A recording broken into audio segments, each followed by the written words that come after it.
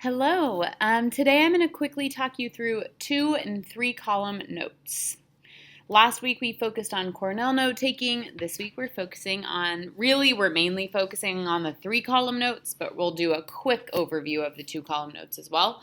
What I want you guys to keep in mind is that we are learning all of these different types of notes so that once we get into note taking for your core classes, you can have some choices. It doesn't always have to be Cornell notes or always have to be 3 column notes, but you get to kind of decide what works best depending on the class and depending on the assignment.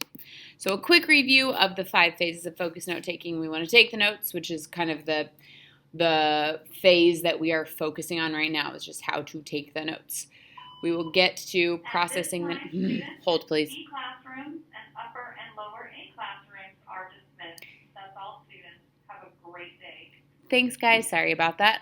Process notes, connect thinking. We will do some summarizing because we have a summary at the end of our notes every time, and then applying learning. So we always want to write an essential question. So if you open the document that's called 3 column note template, there's a Word document and a PDF document. They look the same, they're just different formats, so whatever works best for you. At the top you will see an essential question. This is the same as was the case for Cornell notes. So sometimes you'll get lucky and a teacher will have the essential question for you on the assignment or the video or whatever it may be. Other times you're going to have to dig and figure out what the essential question is for yourself. That is really the overarching thing that you are taking notes on. So a 2 column note format would just look like this. You have your main ideas on the left side and your supporting details on the right side. Pretty self-explanatory. A 3 column note sheet looks a little bit differently and also similar.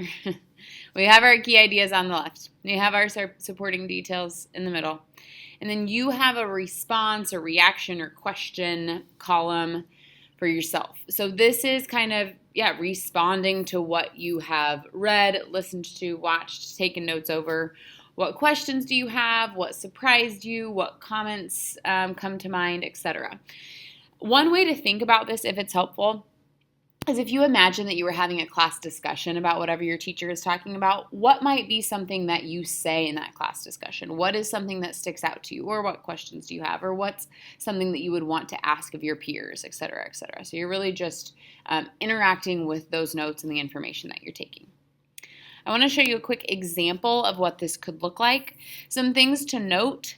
Certainly, I'm not going to say always, but most of the time, your supporting detail column is going to be the fullest. You're going to have the most stuff there. Certainly, always the supporting details should have more than the main ideas, because that's really, the main ideas should be main ideas, and the details there should be more of than the main ideas. Now, if you're someone who's super inquisitive or has a lot of questions about this particular subject or has a lot to say about it, you might have a pretty full questions, reflection, reaction column, depending on what the subject and assignment and class are. But this is one example. Other things to note here, we still have an essential question at the top. We still have a summary at the end. So those things stay the same as far as when we compare and contrast these two Cornell notes from last week. So what you are going to do today is get onto Schoology and navigate to week 4, and then there's an assignment called 3 column notes practice. You're going to watch the video, which is the video you're watching right now. Open the template, read the attached article, and practice taking 3 column notes based on the article. I'm going to go ahead and give you a hint because I'm going to give my in-person people this hint too. This article has, oh my gosh, what are they called? Not headlines. Headings. There are different sections, and oftentimes the headings are going to tell us what the main ideas are. So you don't have to copy those headings down word for word, but they might be helpful in creating your main ideas. And then the stuff that comes underneath them will be your supporting details. So I made this one kind of easy for you, hopefully. If you have questions, as always, let me know. Good luck and happy note taking.